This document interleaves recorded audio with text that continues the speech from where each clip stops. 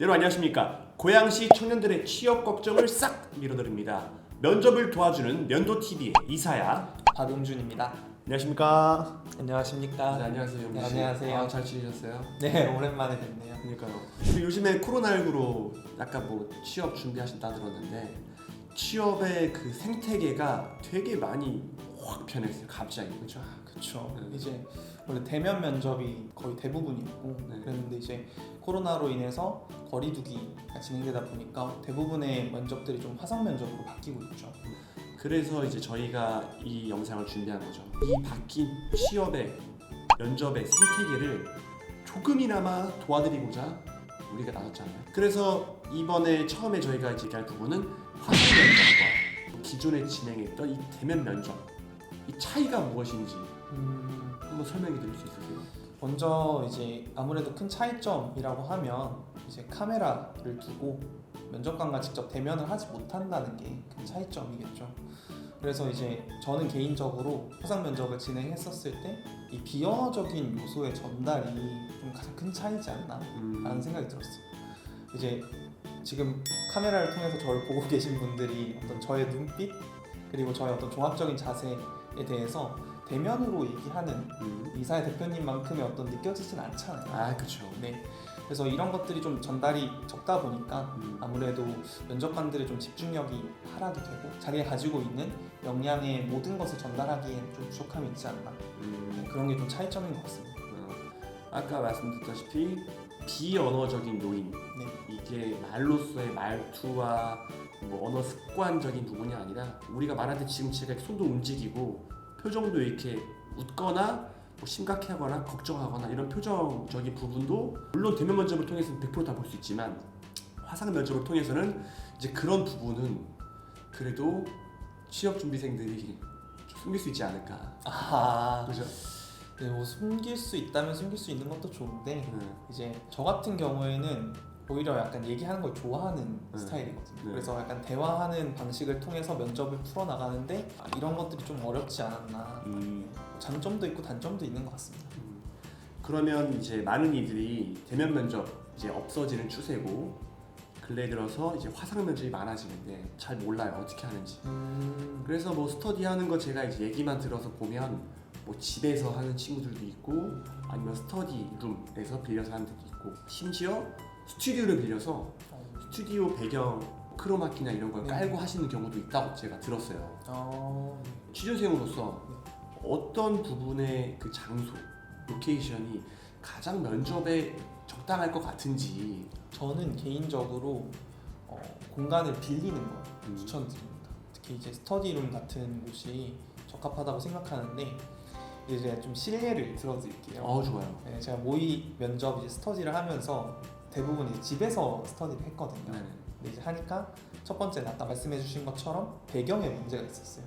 지금 되게 깔끔하잖아요. 지금 되게 깔끔한데 근데 막 행거가 보이고 부엌이 보이고 이제 잡동사니들이 보이니까 아무래도 이제 면접관의 집중력이 떨어지죠.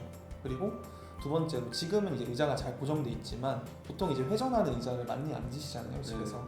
근데 어떤 분이 이제 얘기를 하시는데 자꾸 몸을 흔드시는 이런 부분이 이제 면접관이 볼 때 어떻게 생각할까 판단해 보시면 좋을 것 같고 집에서 하게 되면은 그 집에서 한다라는 어떤 장점은 확실히 있어요. 왜냐면 내가 편안하니까. 그렇죠. 하지만 어떤 면접에 방해가 되는 환경이 많고 그렇기 때문에 저는 스터디룸 같은 걸 빌리는 거 추천드리고 아까 크로마키 말씀하셨는데 실제로 가상 배경을 사용해도 되는 곳이 있는지 모르겠지만 제가 면접을 볼 때는 가상 배경을 사용하지 말라고 했었거든요. 그래서 그런 부분은 이제 기업에서 면접을 볼 때 안내에 나와 있으니까 맞춰서 하시면 될 것 같고 저는 이제 스터디룸 강력히 추천합니다. 그러면 화상 면접 때 진행하는 그 시선 처리 어떤 부분에서의 가장 큰 최적화된 뭐 그런 게 있을까요? 네. 먼저 시선 처리에서 좀 말씀드리면 이렇게 정면을 쳐다보게 되면 좀 대화하는 느낌을 줄 수가 있습니다. 근데 이제 이 노트북도 그런데 대부분의 웹캠이 이 화면 정가운데 달려 있는 게 아니기 때문에 우리는 습관적으로 화면을 보고 얘기하게 되잖아요. 그죠. 그러면서 이제 눈을 마주치지 못하니까 비언어적 요소가 더 떨어지는데 그런 어떤 집중력이 더 떨어지게 되는 거죠. 시선을 처리를 못하게 되니까. 그래서 저는 면접을 할 때 여기 있는 카메라를 정면으로 쳐다보고 말씀하시는 것을 추천드려요.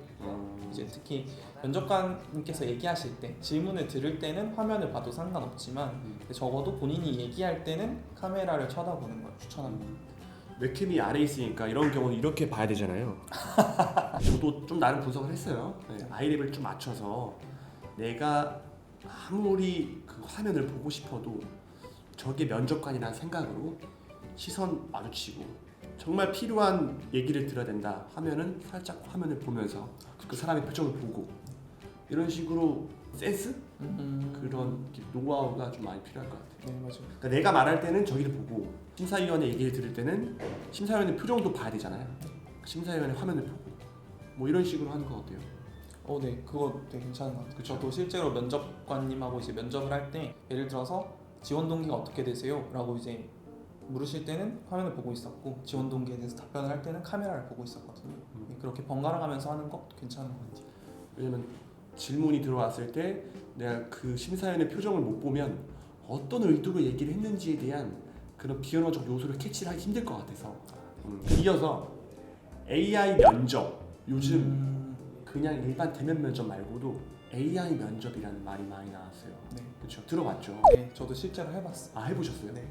그게 저는 사실 되게 생소했거든요. 그게 정확히 어떤 면접이에요?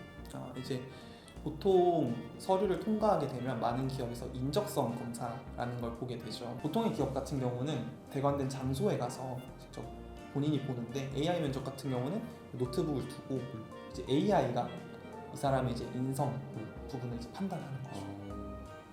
그러면 그 AI가 판단을 할 때 사람의 얼굴 표정, 뭐 습관 그리고 행동을 자기가 의식하지 못할 때 어떤 행동을 하는지에 대한 부분까지 다 캐치할 수 있는 거예요. 그렇죠.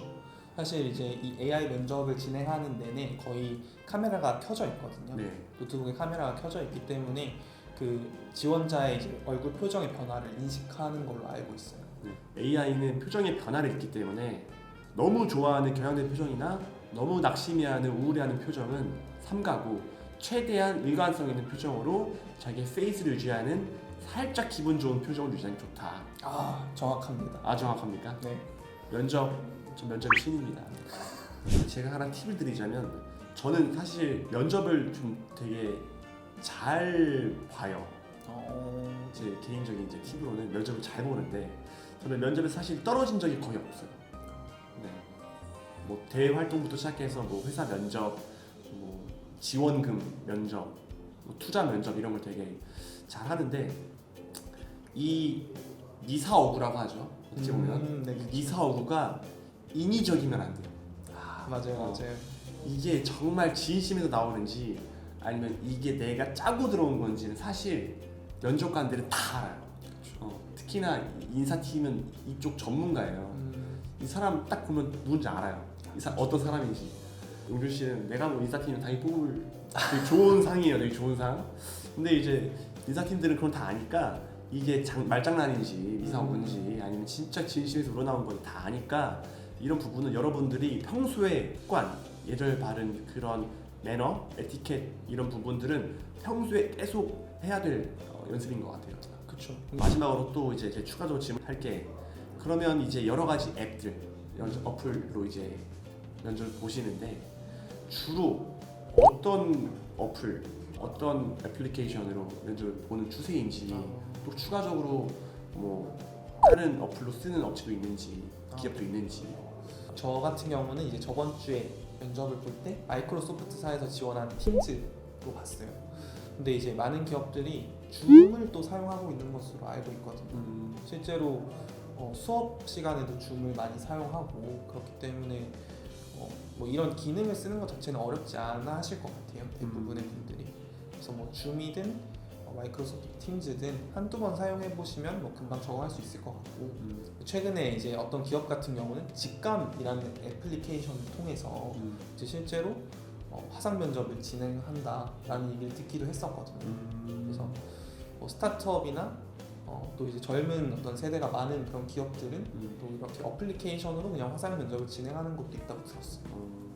그래서 제가 이 얘기를 왜 질문했냐면 여러 가지 앱들이 있는데 사실상 앱의 사용법은 되게 심플하지만 면접하기 전에는 그 사용법을 내가 알아야 뭐 현장에 들어가서 뭐 돌발 상황이 와도 사실상 리허설은 한다 쳐도 어떤 돌발 상황이 있을지는 모르니까 앱을 어떻게 키는지 어떻게 연동하는지 사전에 미리 꼭 검사하고 꼭 들어가기 전에 미리 검사하고 미리 또 준비를 하는 게 면접 당일날 되게 이제 변수가 많을 거예요. 뭐 갑자기 정전이 나서 뭐 면접을 못 보는 경우도 있을 수 있어. 그러니까 그런 경우를 대비해서라도 끔찍하잖아요. 상상만 해도. 그렇죠. 생각만 해도. 그러니까 그런 부분에서의 대비할 수 있는 부분들은 미리 이렇게 짚고 넘어가는 게 아무래도 변수가 많은 이 어려운 시기에 이렇게 우리가 할 수 있는 걸 해결할 수 있지 않을까 생각을 해봤습니다.